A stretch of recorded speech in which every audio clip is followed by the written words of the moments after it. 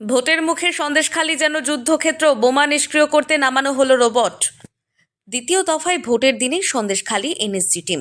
রাজ্যের উত্তরাংশে যখন ভোট যুদ্ধে উত্তপ্ত, সেই সময় দক্ষিণের সন্দেশখালীর তৃণমূল নেতা শেখ শাহজাহানের ঘনিষ্ঠ আবু তালেব মোল্লার বাড়িতে সকাল থেকেই সিবিআইয়ের আধিকারিকরা তল্লাশি চালিয়ে বাড়ির মেঝে ভেঙে মাটির নিচ থেকে অত্যাধুনিক মানের প্রচুর বিদেশি আগ্নেয়াস্ত্র উদ্ধার করে।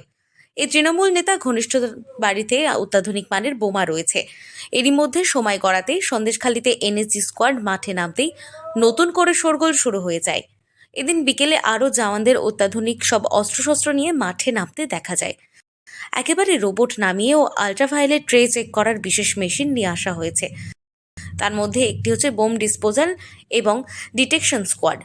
উদ্ধার হওয়া বিস্ফোরক নিরাপদে সংগ্রহ করা, নিরাপদে নির্দিষ্ট গন্তব্যে নিয়ে যাওয়া এবং সেই বিস্ফোরক নিষ্ক্রিয় করার কাজ করছে এনএসজির বম ডিসপোজাল এবং ডিটেকশন স্কোয়াড।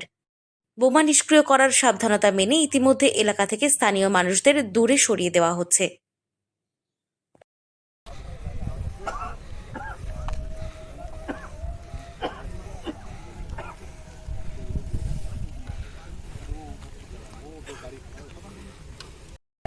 সেই চিত্রটা একবার দেখানোটা উচিত না, কারণ विजुअल अच्छे हैं अगर आपको अभी लेना है तो